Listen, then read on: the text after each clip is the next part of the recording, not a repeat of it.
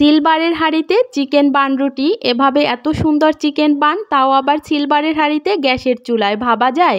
আজকে আমি তোমাদের সাথে এই রেসিপিটা A to Z শেয়ার করব। পুরো ভিডিওটা না টেনে দেখবে, অবশ্যই ভালো লাগবে। আর যারা নতুন আছো আমার পেজটাকে ফলো দিয়ে রাখবে। তো এখানে হচ্ছে 2 কাপ ময়দা নিয়েছি।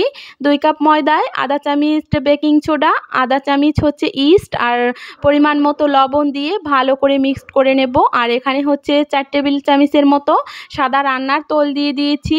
আর এখানে কুসুম গরম দুধ নিয়েছি আমি 1 কাপ পরিমাণে, দিয়ে ডোটা তৈরি করব। আঠালো আঠালো একটা ডো হবে। এটা পানি দিয়েও করা যাবে, কুসুম গরম পানি দিয়ে, কিন্তু দুধ দিয়ে করলে ভালো হয়, খেতে বিশেষ করে বেশি ভালো লাগে।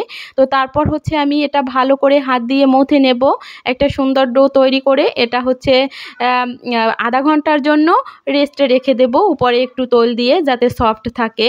তারপর হচ্ছে আমি এখানে কিছু বুকের মাংস নিয়েছি চিকেনের। এটা হচ্ছে ম্যারিনেট করে রাখবো শুকনো লঙ্কার গুঁড়ো, গোলমরিচের গুঁড়ো আর হচ্ছে টমেটো সস দিয়ে। তারপর হচ্ছে আমি রান্নার প্রসেসে চলে যাব। এখানে হচ্ছে কিছু রসুন কুচানো, পেঁয়াজ কুচানো, কাঁচামরিচ কুচানো দিয়ে ভালো করে ব্রাউন কালার করে ভেজে এখানে হচ্ছে চিকেনটা দিয়ে একটু স্বাদ মতো লবণ দিয়ে এটা ভেজে নেব। আর এখানে আমি কিছু ময়দা অ্যাড করব, কারণ আমরা বেকারির দোকান থেকে যেরকম চিকেন বান কিনে খাই এরকম আঠালো টাইপের থাকে। এইভাবে একটা আঠালো মানে পুর তৈরি করব। এই যে এটা দেখে বুঝতে হবে।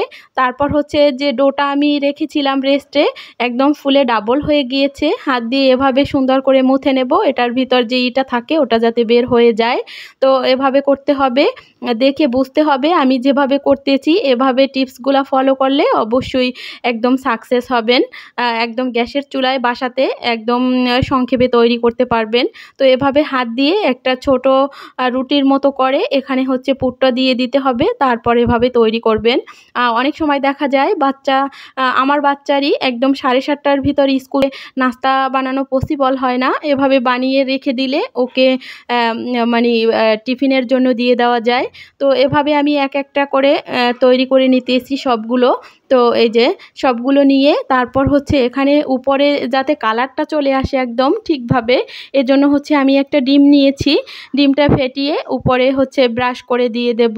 এই যে এভাবে আমি যেভাবে দিতেছি এভাবে হচ্ছে উপর থেকে দিয়ে দেব। আর এটা কিন্তু করতে হবে সিলভারের হাঁড়িতে।